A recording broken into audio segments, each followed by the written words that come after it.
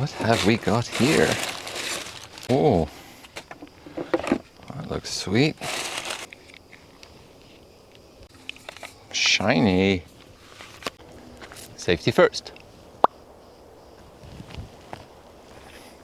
Hello mountain bikers, welcome to Vital MTB's Gear Show. We've got another loaded episode for you today with new forks, multi-tools, dropper posts, helmets and other goodies to talk you through. There's even a 1-minute bike review on the menu. And as always, we'll plow through some of the latest product news from around the industry as well.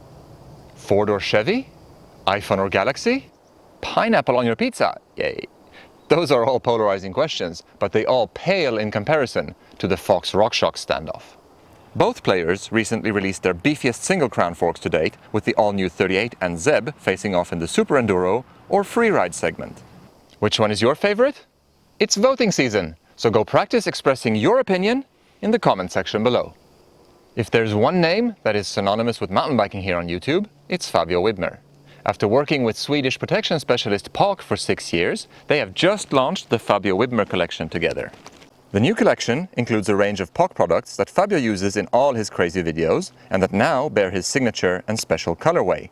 We particularly like the 25 stairs graphic representing Fabio's crazy jump in the Urban Freeride Lives 3 edit. We're big fans of POC's products and they have scored well in previous Vital reviews. The addition of the new colorway is good news for Fabio fans and anybody else looking for effective and stylish protection.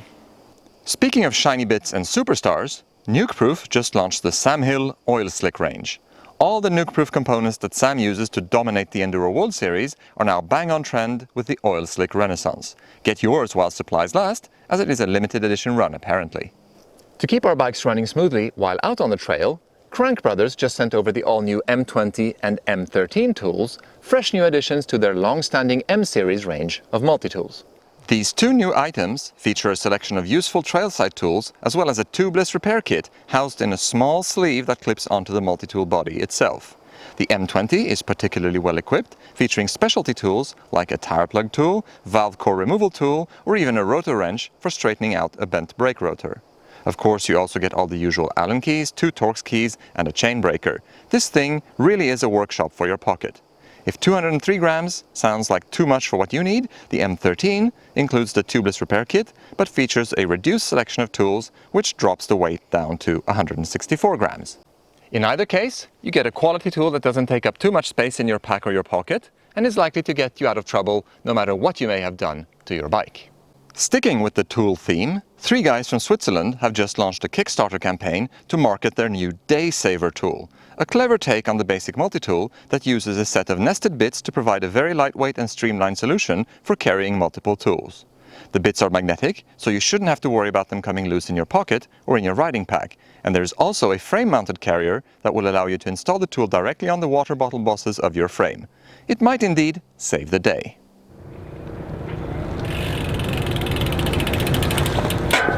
Oh, so you like tools, eh? Well, Vital MTB Gear Clubbers just scored this set of 3 three-ways in our last Gear Club box. Vital branded, clearly labeled, with the sizes for each one to make those necessary repairs to your bike. Oh yeah. That's better. Wow. You want to get in and score some sweet tools and other fun and functional gear? Then head over to gearclub.vitalmtb.com and subscribe today. $49.95 every other month. Got a minute? I mean, literally, do you have 1 minute? In that case, this review is for you. Vital MTB's 1-minute bike review. YT Jeffsy 2.9 base, 29-inch wheels, $2,299. The best direct consumer deal on a well-performing 150mm travel 29er? Probably. And the only reason we would not buy this bike is because it's almost always sold out and we wouldn't be able to get it. Playful, progressive with solid spec, the Jeffsy 8 rough, rocky downhill tracks, and blasted big jump lines. Consecutive mid-size hits may feel a bit harsh. At over 34 pounds, earning our way up was worth it for the descent. This fast-turning, well-handling bike blurs the line between trail and enduro. Like most bikes in this price range, rear hub engagement is weak. The SX cassette set is a boat anchor, and some rebound settings on the rear shock are useless. The Fidlock water bottle is awkward, but at least it keeps the weight low. Tires, awesome. Brakes, stop great. Lever adjust is a pain. Bars, a bit stiff. Stem, we swapped the 50 for a 35. Dropper post, fantastic. Customer service, depends on who you ask. Upgradability, sky's the limit. If you think you don't need the support of a local bike shop and want to kick gas, do it all MTB, there's no reason not to buy the Jeffsy. To get one, keep hitting refresh on yt-industries.com to see when the Jeffsy 2.9 base is back in stock. 4.5 out of 5 stars on Vital MTB. If silence is gold, Box has just struck the mother lode. Based on technology acquired from TPC, the all-new Stealth hubs offer instant engagement and completely silent, drag-free running thanks to a one-way roller bearing that is used to create engagement. Coast in complete silence and then enjoy instant response as soon as you get back on the pedals. We've recently tested the Stealth hub and we were thoroughly impressed. You can check out the full review right here on our channel. The only real drawback we found was the relatively hefty weight, but that is set to change with a new version planned for early 2021. Watch this space. E-bikers have a lot to be excited about in 2020, and Shimano's new EP8 motor is one of the items making the headlines recently. With more torque and improved motor management algorithms, the EP8 uses the same frame mounts as the previous generation, which means we can look forward to a slew of updated bikes from around the industry for 2021. Thanks Shimano for not forcing a form factor change so early in the game.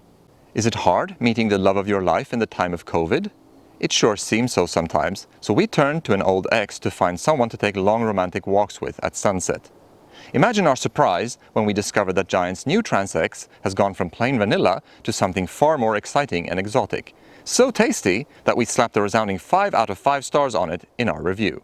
This forward-thinking bike defines the modern trail bike category, and it is capable of riding the most technical trail both up and down in a manner that was once mutually exclusive. Check it out if you want to have some fun. Another bike that blew our minds recently was the all-new Trek Slash.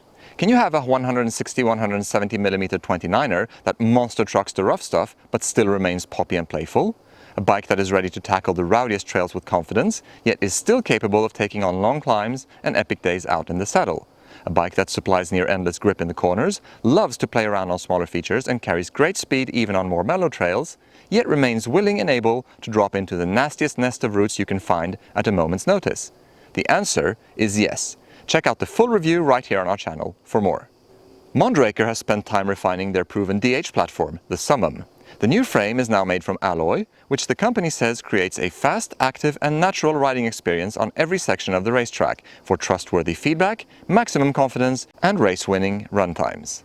With riders like Laurie Greenland and Brooke McDonald taking part in the development process, we have no trouble believing that it's true. As with most Mondraker bikes, it still looks the part too.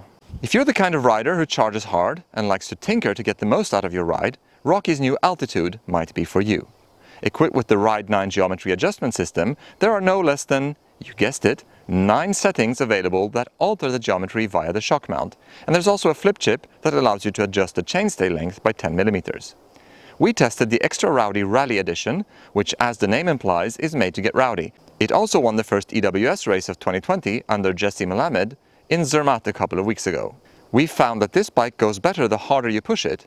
It's definitely made for pilots and not passengers. It's perhaps not as playful as we would have liked, but what it lacks in pop, it makes up for against the clock.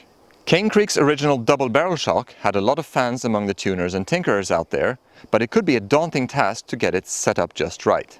In an effort to make things easier, while retaining that trademark adjustability, the company has just launched the Kitsuma, a whole new rear shock family that offers completely tool-free access to all external adjustments, high and low speed rebound and compression, as well as a 3-position climb switch. The climb switch features Cane Creek's much vaunted and patented CS mode, as well as a new firm setting to really allow you to get the amount of support you need for different types of climbing. Cane Creek has also made a number of improvements to the internals to provide for better performance and longevity. E13 jumped into the dropper post game a few years ago with a fully mechanical offering that was meant to ensure great reliability and simple service procedures. Sadly, that post had a less than stellar service record and it was prone to developing issues both with the internals and the post head. To put those issues in the rearview mirror, E13 went back to the drawing board and they came up with an entirely new product, the Vario. Based around a sealed gas cartridge, the Vario also features a one-piece stanchion and head, eliminating the possibility of any problems arising in this critical area. The Vario's big party trick, however, is the possibility of adjusting the travel, reducing it in 5mm increments up to 30mm in total reduction. In other words, the 180mm version can be adjusted down to 150, while the 150mm version can be adjusted down to 120. Why is that a good thing? If you are just a bit too short to be able to run a particular post at full extension, adjusting the post travel by just a little bit is better than having to size down and not get the maximum amount of travel you could get away with. With the Vario, adjusting the travel is super easy to do. It takes all of 2 minutes and does not require any tools. Just unthread the collar, line up the bushing with the desired travel, and pop it all back together again. E13 also made improvements to the dropper lever. The previous generation was often praised for its ergonomics and feel. This new version ups the ante by providing more adjustability and simplified installation. There are 3 lateral positions available for the main lever body, and the starting position of the lever can be adjusted as well, which should make it easier for most riders to achieve a perfect setup regardless of what else they are running in their cockpit. On the trail, the action of the Vario is best described as robust. The post itself is not exceptionally smooth, and we wish it was a bit faster both in terms of return speed and compression. The cartridge is a bit noisy as well, but that is not something that actually bothered us on the trail. The lever is excellent, it is very comfortable and intuitive in use. The thumb falls in the right place, and it is very easy to modulate the action of the post by varying the pressure on the lever. The extra grip tape applied on the lever pedal makes sure you'll never slip. The post itself has been super solid for the 3 months we've been testing it. There is no vertical play in the cartridge and not much side-to-side wiggle either. The bolts and clamps have been quiet so far, and they have not required any tightening or other attention since we first installed the post. These are all good signs, as the main objective of the Vario is not to wow users with something new and incredibly innovative, but rather to prove that E13 can deliver a robust post that will not require all too frequent servicing. So far, so good. Alright then, that's the end of the show. We hope you enjoyed it. Thanks for taking the time to tune in. As always, don't forget to like, comment and subscribe. And until next time, happy trails.